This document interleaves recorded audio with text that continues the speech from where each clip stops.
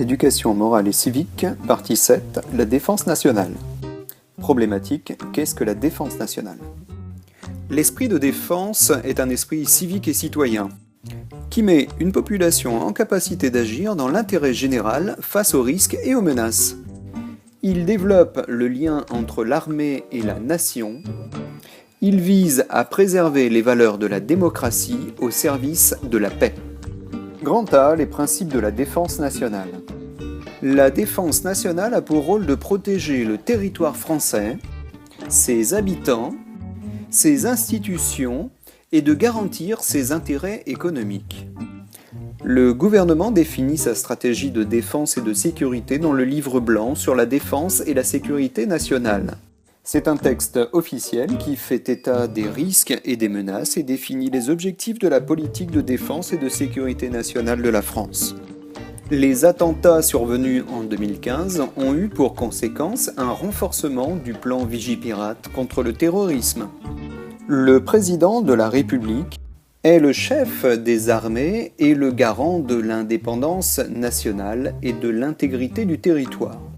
Le principe de la dissuasion nucléaire relève de sa responsabilité.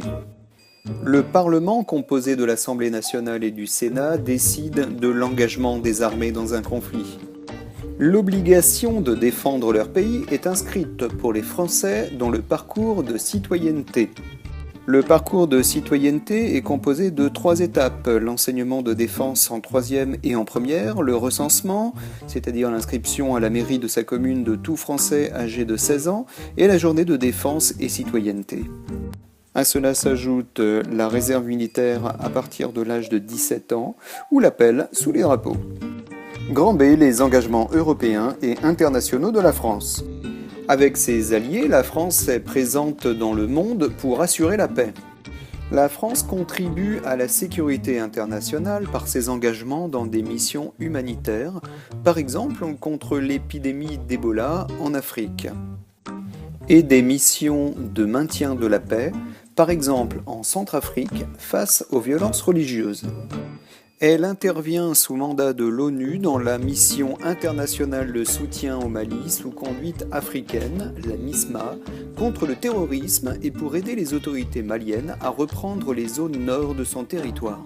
Dans le cadre de la politique de sécurité et de défense commune, PSDC, de l'Union européenne, elle est présente, par exemple, dans l'océan Indien pour lutter contre la piraterie.